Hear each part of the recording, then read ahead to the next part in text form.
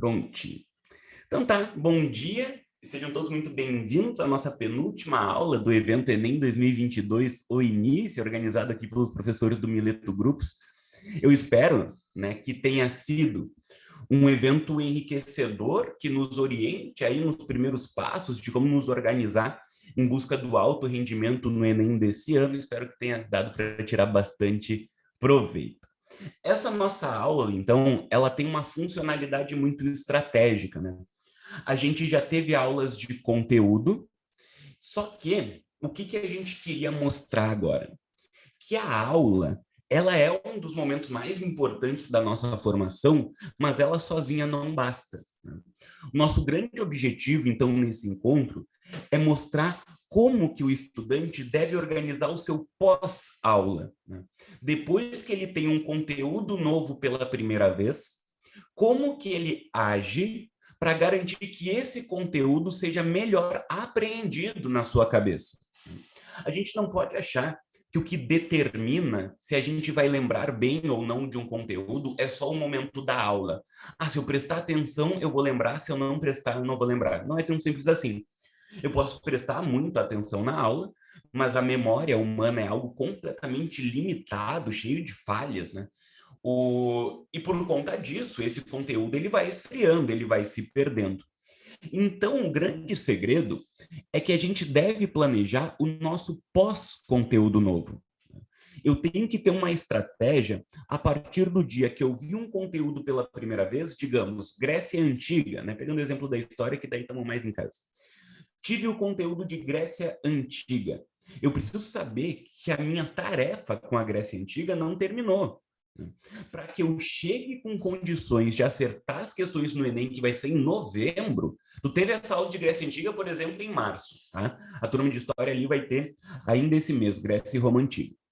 Daí tu vai responder uma questão em novembro, sobre um conteúdo que tu viu pela primeira vez em março. É claro que se tu fosse ver esse conteúdo só uma vez, só em março, olha, a chance de tu lembrar dele de fato lá em novembro é bastante baixa. Então, a nossa aula é para organizarmos estrategicamente as revisões de conteúdo ao longo do ano.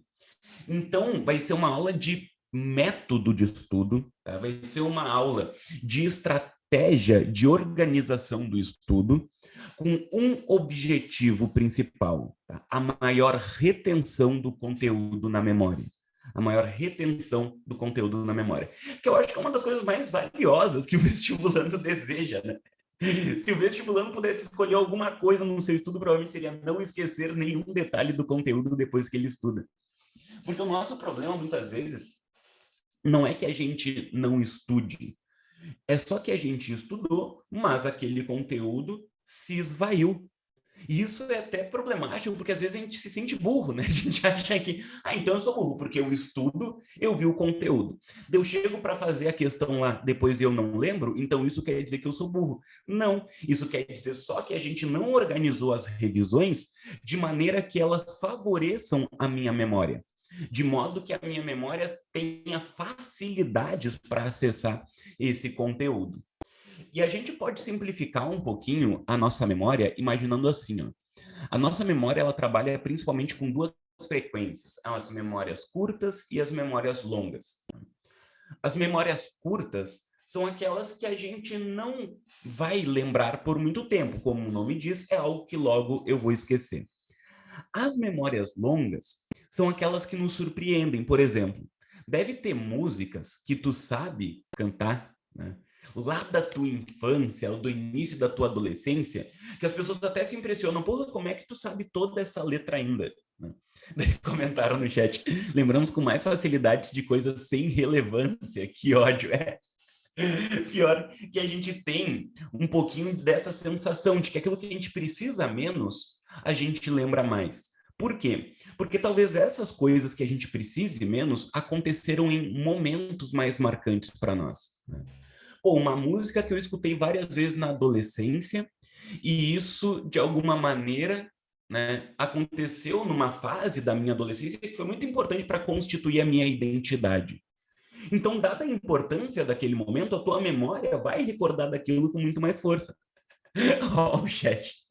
Eu sei 80% das falas do filme Operação Cupido, exatamente isso. Eu é o filme Constantine, botou o filme Constantine na minha frente, eu sei ele assim, ó, do início ao fim. Mas tem músicas também, Faroeste Caboclo, porra, Faroeste Caboclo tem 2 horas e meia de duração lá do Legião Urbana e sei cantar do início ao fim. Porque, sei lá, quando eu era pré-adolescente, teve uma época que eu adorava a Legião Urbana, então eu escutava muito, num momento que era importante para a constituição de quem é o Jonatas, né, a fase da adolescência, então aquilo acaba marcando. Harry Potter, pô, Harry Potter eu sei pra caralho. Quer ver outro bagulho que eu sei pra caralho? Ó, Racionais colocaram no chat. Jesus chorou. Vida louca. Pode começar qualquer música. Vai lembrar, vai nos trazer a memória. Eu tenho isso com episódios de Friends também. Episódios de Friends, eu consigo antecipar as falas de praticamente todos das 10 temporadas, porque o número de vezes que eu assisti aquilo é um negócio doentio. Então essa Assim é a como do Big diferença. Bang Theory. Eu sei até as falas do Sheldon quando ele fala correndo. Bah, aquela, porra, que ele parece o Eminem. The Big Bang Theory era muito a fuder. E daí tudo isso, olha só, por exemplo, a Amanda sabe as falas do The Big Bang. Quando será que foi a primeira vez que ela viu? Provavelmente há bastante tempo. Então quer dizer que essa memória, por algum motivo, se consolidou como uma memória longa, né? Se consolidou como uma memória que ela pode acessar com mais facilidade, que exige menos esforço mental dela para acessar essas memórias.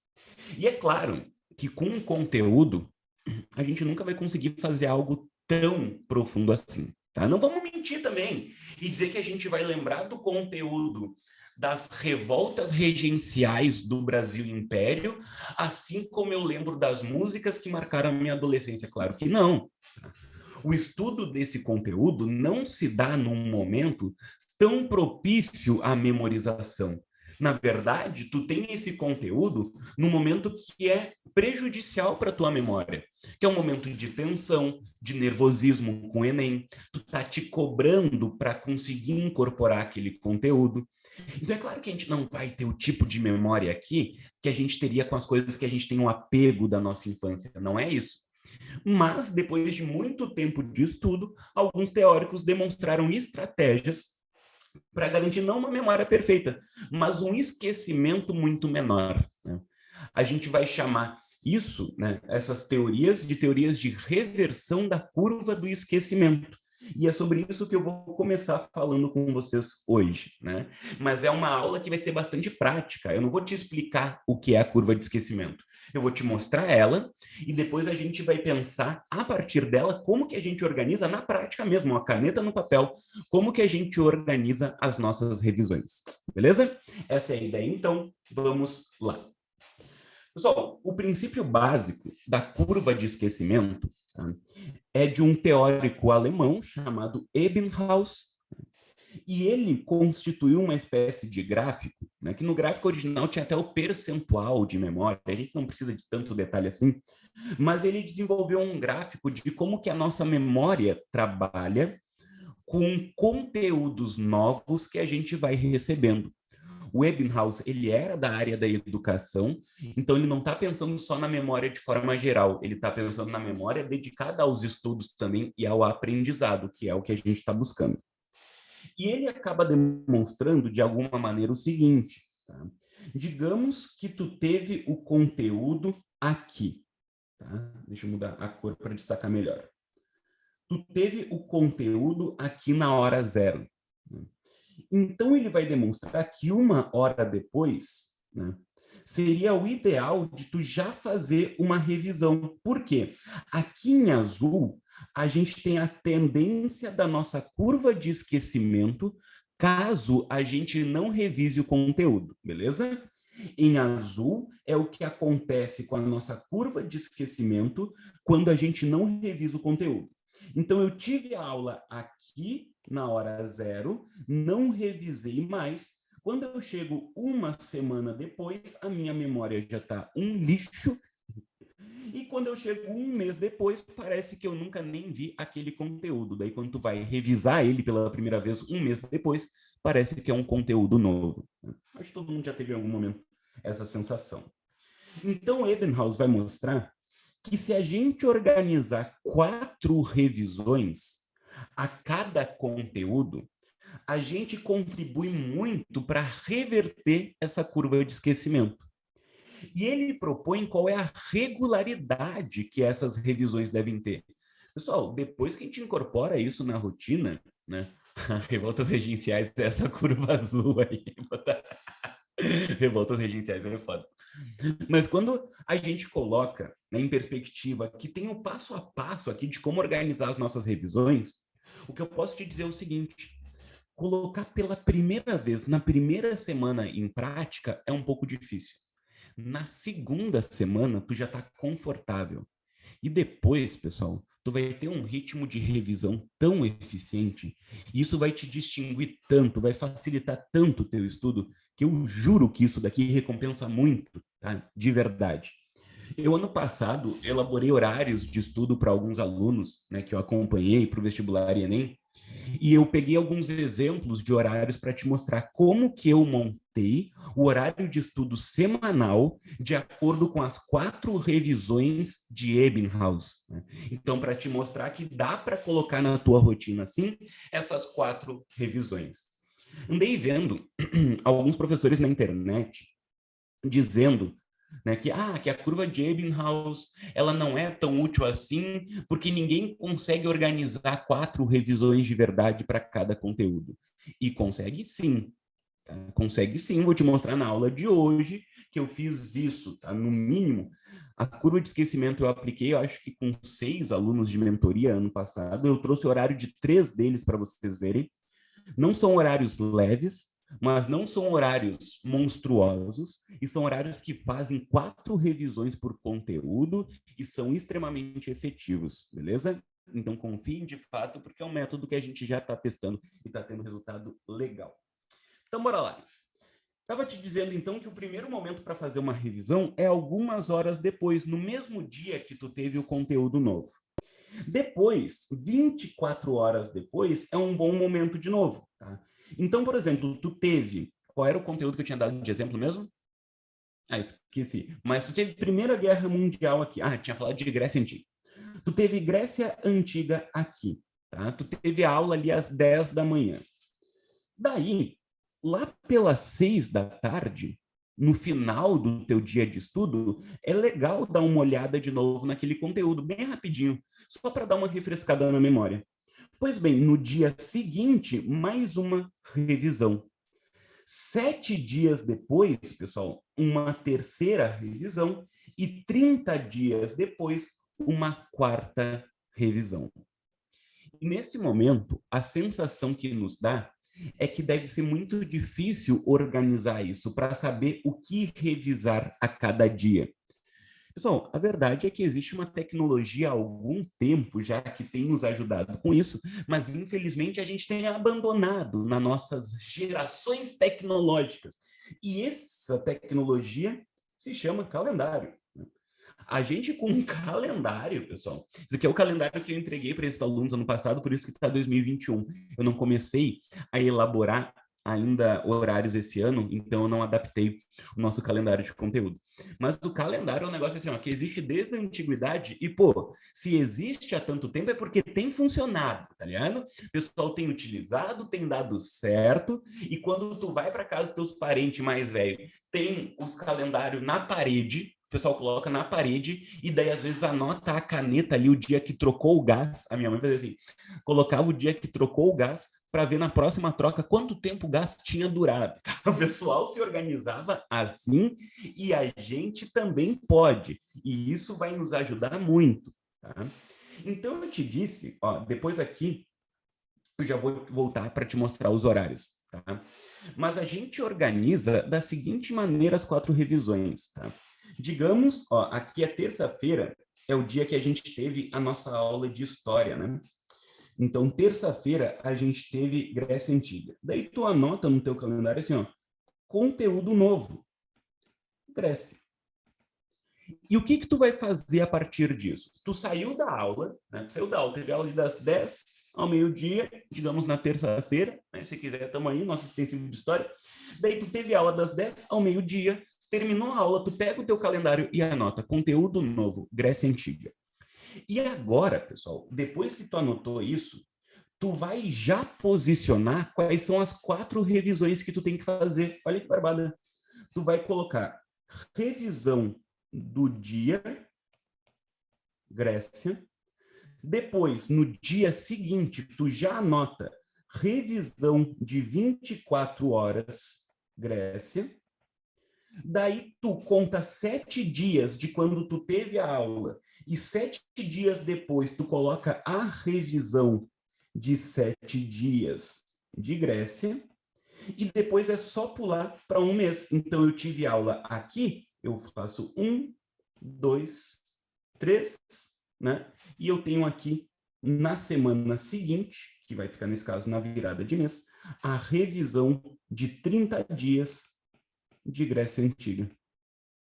Só, tu percebe que se tu fizer isso na saída de cada aula, como tu diz, então por isso era hoje, e tu anotar, eu fiz em 20 segundos o planejamento das 4 revisões que eu preciso fazer de Grécia Antiga, e daí quando tu chegar no teu fim do dia de amanhã, tu vai olhar para esse teu calendário e vai estar registrado o que tu tem que fazer. Quando tu chegar na semana que vem, no final do dia, e olhar para o teu calendário, vai estar o lembrete ali para tu revisar a Grécia Antiga. Quando tu chegar daqui um mês e olhar para o teu calendário, vai estar lá o que tu tem que fazer também. Então, assim, ó, desculpa, não é difícil organizar um complexo de revisões que é um dos mais eficientes que vocês podem ter para a memória de vocês e para o alto rendimento de prova. E tu faz isso com um calendário impresso e uma caneta, se tu quiser. Ou um calendário digital, como esse, e uma caneta. A organização é simples, pessoal. É conteúdo novo e 4 revisões depois. Tá, mas, professor, se eu revisar um mês depois só, ainda vai faltar muito para a prova em alguns conteúdos, né? Sim, mas eu estou partindo do princípio que o curso que vocês fazem vai ter um período de revisão antes do Enem. Qualquer grupo de estudo, qualquer bom curso vai organizar um forte período de revisão para o Enem, digamos, cerca de um mês de revisão. Então, além dessas 4 revisões que eu estou propondo, tu vai ter uma quinta oferecida pelos próprios cursos, pelos próprios grupos. Entende a estratégia? Então, vamos repassar de novo mais um exemplo prático de como que eu organizaria as revisões a partir de um conteúdo novo. Vamos ver um conteúdo, um exemplo agora da filosofia. A gente vai ter uma aula sobre Foucault, tá? Digamos, é na quarta-feira a aula de filosofia, então digamos que na quarta-feira, dia 10, aqui, a gente teve a aula sobre Foucault. Então, ao meio-dia, quando a aula acabar, tu abre o teu calendário, escreve conteúdo novo, Foucault, e tu já organiza nesse momento as 4 revisões. Ó, aqui, revisão do dia, Foucault. Depois, revisão de 24 horas, Foucault. Revisão de 7 dias, Foucault. E revisão de 30 dias, 7, 14, 21, virou um mês. Eu coloco aqui na próxima quarta-feira, revisão de 30 dias, Foucault. Tá? Pessoal, perguntaram essa do dia, tanto faz quantas horas depois? Sim, essa do dia é de fato só para o teu cérebro dar uma analisada se ficou alguma lacuna aberta. Ela vai ser uma revisão que pode ser bastante rápida, inclusive de 15 minutos a 30 minutos, e pode ser feito em qualquer horário. Então me digam aí, por favor, se vocês entenderam como é o funcionamento e se parece ou não possível, não só possível, fácil, na verdade, organizar revisões, né, de uma maneira muito aprofundada. Qual foi a última vez que tu saiu de uma aula sabendo, passo a passo, como que tu ia revisar aquele conteúdo para aprender ele melhor? Isso faz toda a diferença. Então, o calendário vai ser a grande tecnologia que vai te auxiliar nesse processo. Então, vamos revisar a nossa curva do esquecimento, tá? Primeiro, a ideia é impedir que ela faça esse caminho em azul, né? Impedir que se faça esse caminho em azul. Então, a gente vai revertendo a curva de esquecimento com as revisões. A primeira, no mesmo dia, a segunda, 24 horas depois, a terceira, 7 dias depois, e a quarta, 30 dias depois. Vamos perguntou aí depois de um mês se o horário faz diferença? Eu acredito que não, né? Depois de um mês, a revisão, o horário daí vai ser independente. A ideia é fazer a revisão em 30 dias, a gente precisa garantir que isso ocorra, mas o horário pode variar de forma bem tranquila, beleza? Ó, como organizar o material para as revisões da melhor forma? Muito boa a tua pergunta, Patrick. Isso vai depender do tipo de revisão, tá, que tu executa. A parte final dessa nossa aula vai ser para te mostrar algumas propostas de como revisar. Tá? A lista de questões ou flashcards, coisas assim. Então, eu fiz uma lista de 7 formas de revisar o conteúdo. A forma que tu escolher vai definir a melhor organização, né? A Bruna está sugerindo o aplicativo Anki de flashcards e, de fato, eu tenho ouvido bastante pessoas, inclusive uma ex-aluna minha, que foi aprovada em medicina agora, ela divulgou o horário de estudo dela, né? O horário dela, e eu achei bem legal que ela tinha um momento para o Anki todos os dias. Todos os dias ela parava cerca de 30 minutos para praticar flashcards no Anki. No caso dela, deu extremamente certo, né? Agora foi aprovado. Ah, entendi. Não, prof. Se depois de um mês revisamos de novo antes da. Ah, entendi. Desculpa, eu não tinha entendido. Então, questionamento. Eu, tá, acredito que daí somente nas épocas de simulado. Mas não é que tu vai precisar fazer uma quinta revisão de simulado. O simulado vai ajudar a revisar esse conteúdo. Então, tu organiza essas 4 e depois os simulados vão trazendo o conteúdo de volta para tua cabeça até que o cursinho faça a revisão final, né? Então, acho que aqui a gente tem um complexo bem interessante, bem efetivo. Então, anotem um nome aí do Anki. Eu não utilizei ele ainda, mas tem tanta recomendação surgindo que eu vou dar uma estudada nesse aplicativo para poder orientar melhor sobre ele depois. E o relato, né, que eu tenho visto é que tem dado bastante certo, ele funciona super bem para flashcards. Vamos lá, então, agora para alguns exemplos concretos de como a gente pode montar alguns horários de estudo. Por que eu trouxe 3 horários? Porque a gente precisa saber que não existe um horário de estudo padrão que vá funcionar para todo mundo. E o ideal é que o teu horário seja elaborado por alguém que converse individualmente contigo, mais de uma vez, inclusive, para ver as tuas características de estudo, para ver como é a tua rotina, para ver, por exemplo, se tem tempo de deslocamento entre uma coisa e outra, quando que tu faz terapia, quando que tu faz atividade física, quais são os momentos do dia que tu sente que tua cabeça não produz tão bem. Então, é importante que seja individualizado. Então, eu trouxe 3 modelos porque são de 3 pessoas diferentes. Nessas 3 pessoas, nós aplicamos o método das 4 revisões. Mas mesmo com horário muito diferentes, o método está aqui aplicado. Então, aqui, só para a gente ter alguns exemplos, beleza?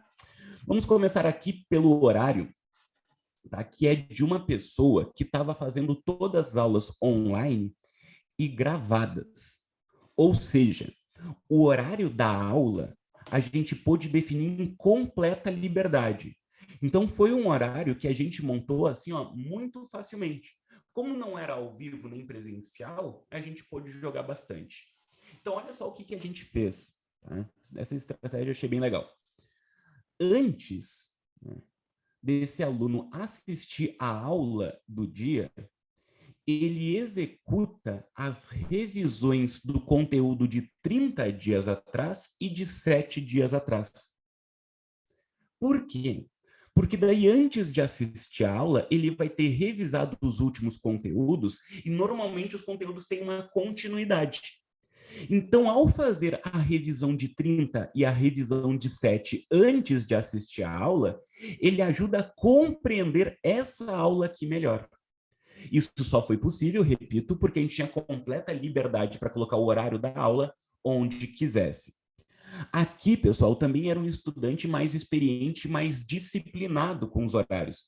Então, eu não precisei colocar o horário completamente definido. Eu pude separar por turnos, porque eu sabia que ele tinha disciplina, fui acompanhando e vi que ele conseguia organizar os estudos dessa forma. Então, aqui a gente faz a revisão de 30 e a revisão de 7 e depois ele assiste a aula. Primeiro a de matemática, depois literatura e daí ele faz a revisão do dia desses conteúdos. Olha só, pessoal, que método rico. O cara conseguiu num turno, ele realizou 4 revisões, 2 de matemática, 2 de literatura, assistiu 2 aulas também. Essas aulas aqui são possíveis porque elas eram aulas mais curtas, tá? Aqui, a gente vai, se fossem aulas de 1h30 cada uma, não daria. A gente está falando de aulas de 40 minutos, tá? Então, aqui depois ele faz as revisões de literatura e a aula de literatura e ele ainda revisa rapidamente o que ele viu no dia, né? E a gente faz isso meio que em todos os blocos. Ó, aqui na segunda tarde, ele faz isso com história geral. Faz a revisão de 30 dias atrás, 7 dias atrás, depois assiste a aula de história e revisa a aula de história. Mas o grande segredo aqui é que nenhum dia da semana ele ficava com a sensação de não saber o que fazer. Todo dia da semana, ao acordar, ele sabia qual era o próximo passo e sabia qual era o momento em que ele tinha terminado o dia de estudo. Porque esse é outro problema, quando a gente não tem horário, a gente não sabe quando parar. E a gente, pessoal, a gente se cobra muito, então a gente sempre acha que fez pouco, e a gente vai querer estudar mais e a gente vai se desgastando. Então, ter um horário, ele te orienta o que fazer, quando fazer e quando parar de fazer, que é algo muito importante também para a nossa sanidade mental, para o nosso descanso e para o nosso alto rendimento, beleza? Então, aqui é esse o funcionamento. Eu sempre coloquei 2 revisões antes da aula, daí assiste a aula e depois tem, né, a revisão pós-aula, a revisão do dia. Beleza? Esse foi o modelo 1 e esse é um tipo de estudante, repito, que ele tem a facilidade das aulas gravadas, então a gente pôde, né, montar isso com maior liberdade. Ele era um cara, né, bem mais disciplinado, que já tinha uma experiência de trabalho bastante consolidada, então essas liberdades de horário era alguém que poderia funcionar muito bem. Tu tem que analisar no teu caso se não é melhor ter um horário mais fixo. Por exemplo, e esse daqui é um estudante para medicina, tá? Aqui, a gente tem um estudante de curso menos concorrido, tá? De curso menos concorrido. E ele tem uma outra realidade completamente diferente. Ele sai da cidade dele, né, às 6h30 da manhã, chega no cursinho na outra cidade, que daí é em Porto Alegre, às 7h30, e das 8 da manhã até às 13, até a 1 da tarde, ele tinha aula, né? E depois disso, ele ainda tinha um tempo de almoço e deslocamento para voltar para sua cidade de origem e daí sim poder estudar. Então, olha só a janela que a gente deixa aqui nesse horário para ele não se preocupar em fazer nada além de assistir aula, se alimentar bem e poder fazer o seu deslocamento com calma para casa, né? Aqui ele assiste às aulas do cursinho, volta para casa com calma, tem o seu almoço e tem um descanso pós-almoço. Mas, por esse motivo, ele nos tirou tempo de revisão da manhã, né? Porque ele vai estar sempre em aula. Então, as revisões estão concentradas no final do dia. Aqui, às 18 horas, ele faz revisões de 30 dias atrás. Então, é muito fácil, né? Porque ele tem o calendário. Então, olha, hoje é dia 12 de outubro. Conto 4 semanas para trás e está lá no meu calendário já registrado o que é para revisar. Depois, ele faz a revisão de 7 dias atrás e a revisão do dia, a revisão do conteúdo de hoje. Tá? Uma outra realidade, um curso com menor concorrência, um caso de alguém que não está estudando em casa, está fazendo o cursinho presencial, tem tempo de deslocamento, e isso precisa ser levado em consideração, porque deslocamento cansa também. Daí vem um questionamento no chat. Eu não entendi bem os 30 dias ali marcado no anterior. Por exemplo, se o conteúdo novo de história foi uma segunda, no mês seguinte não cairia na segunda. É porque a gente chama de 30 dias para ser emblemático, para marcar que é de um mês, tá? Mas tu pode marcar 4 semanas, tá? Em vez de 7 dias, pensa em uma semana, e em vez de 30 dias precisos, pensa 4 semanas. Sempre só pula no mesmo dia da semana para ficar mais fácil a organização. O que é o coringa nos horários? Pessoal, a gente não pode achar que o horário de estudo, mesmo aquele que é elaborado com cuidado, ele vai funcionar 100%. Em nenhuma semana ele vai funcionar 100%. Não é que de vez em quando ele não vai funcionar 100%, ele nunca vai funcionar 100%. Porque a gente não é robô. E um grande problema quando a gente faz horários que não tem momentos coringa é que quando algo dá errado, a gente fica numa autoculpabilização absurda. Então, nos horários que eu monto, eu tenho alguns momentos que são específicos de descanso, mas outros que têm opção, descanso ou coringa.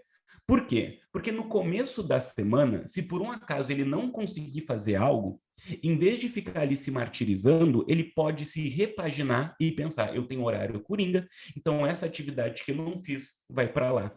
Ele mesmo modifica o horário, ele não fica com a sensação de ter deixado algo para trás, e isso tranquiliza um pouco a mente dele.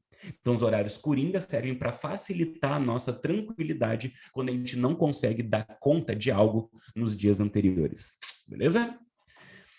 Então, aqui a gente tinha visto já esses 2 primeiros exemplos, né? E daí, o terceiro exemplo é um exemplo bem diferente, que é alguém que a gente foi específico hora a hora, né? Aqui era uma pessoa, pessoal, que tinha alguns cursos que complicavam muito a nossa vida. Não por serem ruins, pelo contrário, por serem muito completos.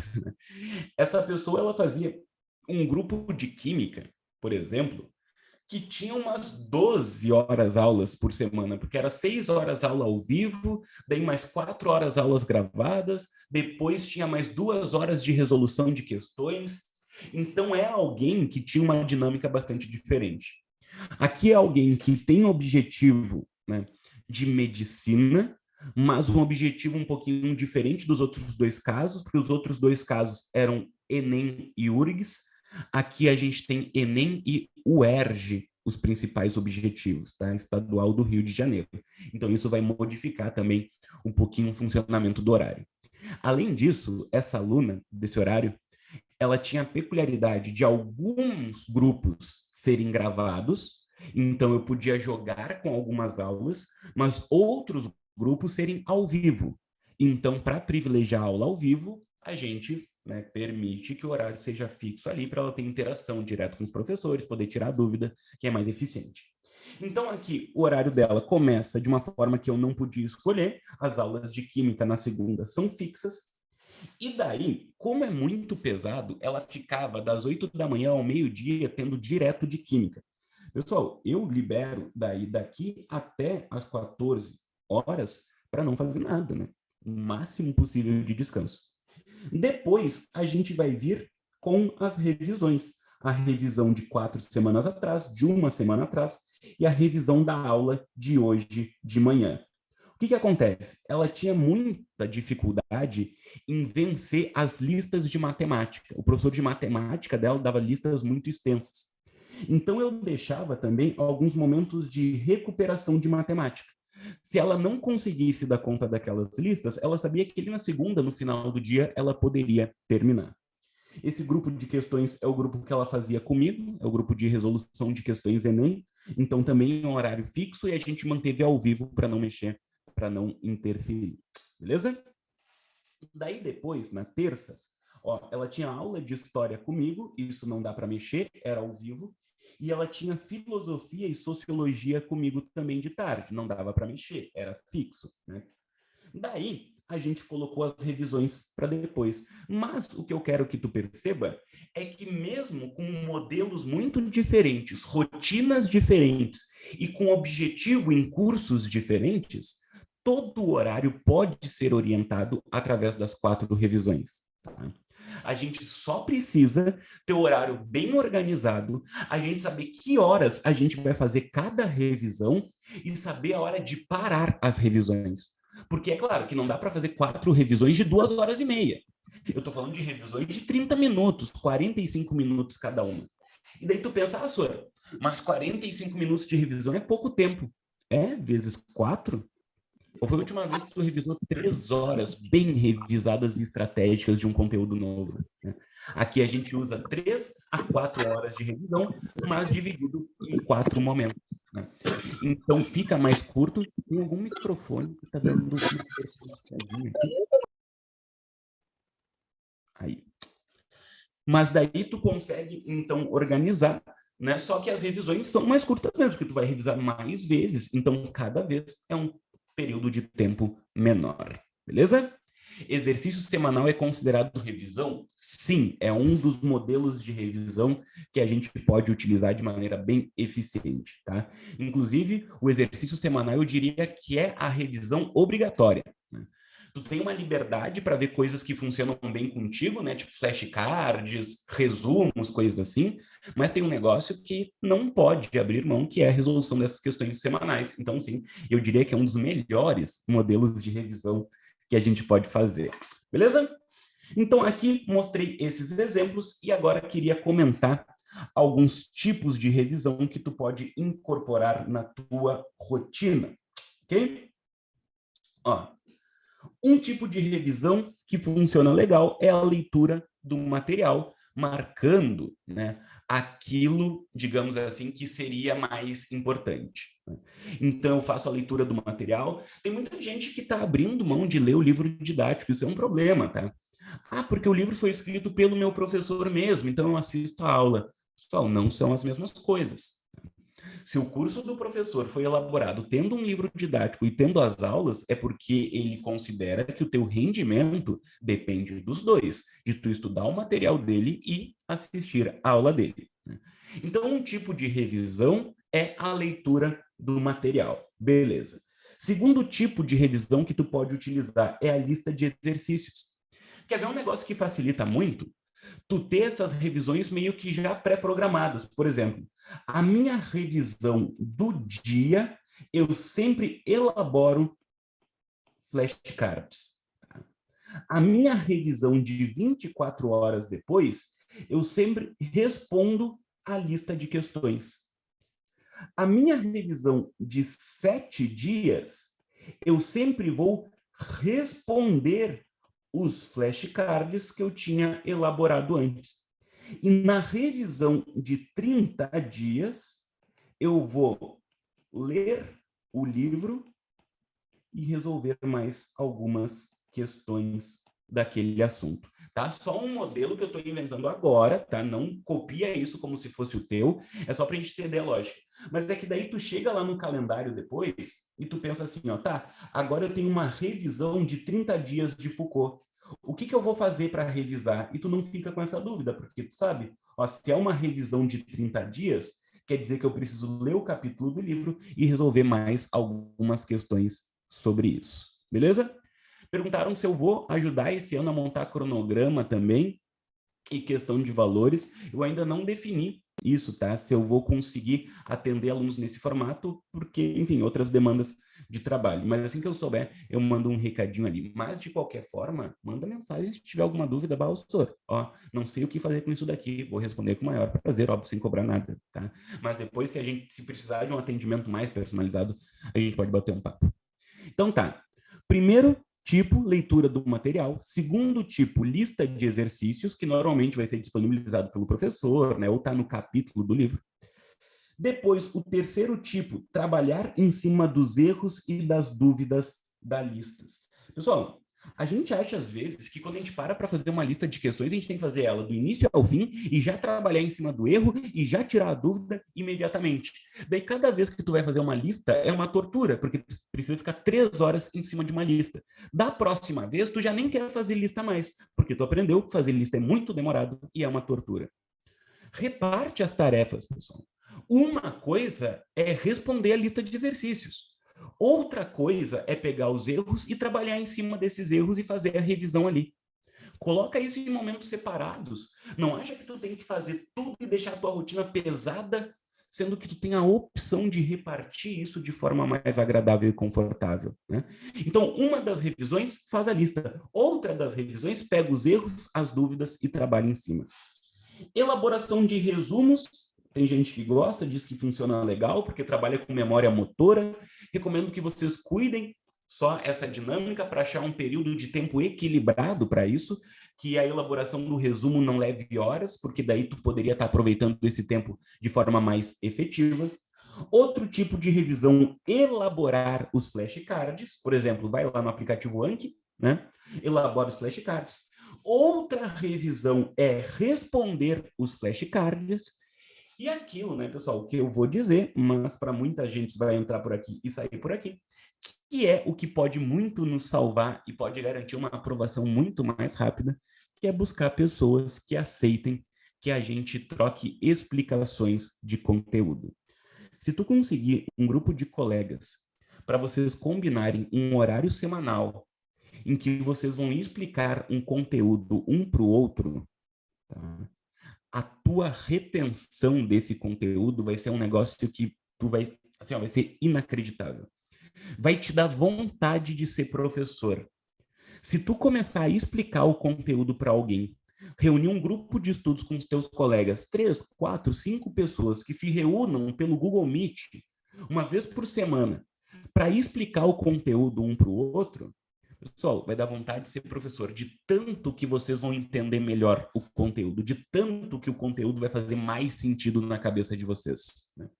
Para quem está ligado, eu estou usando, né, aqui como parâmetro a chamada pirâmide de aprendizagem de William Glasser, que é quando ele mostra o que a gente tem que fazer para reter melhor os conteúdos que a gente está aprendendo. E daí ele mostra, né, que a nossa aprendizagem passiva, aquela em que a gente só recebe informação, ela tende a ter um efeito um pouco inferior. Somente ler, tu vai gravar 10%, escutar alguém falando 20%, ver alguém demonstrando 30%, ver e escutar, que é onde está a nossa aula, né? 50%. Daí, depois da aula, conversar, debater sobre 70%, praticar fazendo exercício 80%, ensinar aos outros até 95% de retenção. Quando tu vai explicar alguma coisa para alguém, tu vai fazer um esforço mental de colocar esse conteúdo de uma maneira coerente, explicativa. E quando tu tenta tornar esse conteúdo melhor compreensível pelo outro, tu torna ele mais compreensível por ti. É que nem na terapia, né? Quando tu começa a falar sobre teus problemas, tua mente se obriga a organizar aquela nuvem de bagunça e começa a colocar em alguma ordem mais coerente. Aqui é a mesma coisa. Quando tu vai ensinar para alguém, quando tu vai explicar para um colega teu, a tua mente vai colocar numa ordem de coerência maior e vai auxiliar muito a tua retenção de conteúdo. Beleza? Então, para a gente finalizar, só relembrando o que a gente viu nessa nossa aula de hoje. Primeiro, me diz se fez sentido, tá? Se dá para a gente começar a se organizar a partir disso. Pretendo ter mostrado que é bem menos complexo do que se imagina. Claro que a primeira semana é estranha, mas isso vai, sim, desenvolvendo de uma maneira muito natural e muito efetiva, uma maneira agradável, inclusive, né? Porque, como eu disse, a gente sabe quando a gente pode parar de estudar e isso nos ajuda muito, beleza? Então, eu mostrei primeiro a curva de esquecimento, fiz a proposta das 4 revisões, a do dia, 24 horas, 7 dias e 30 dias depois. Mostrei na prática como que a gente organiza isso com um simples calendário em que a gente registra o conteúdo novo e já anota quando as revisões vão ser feitas.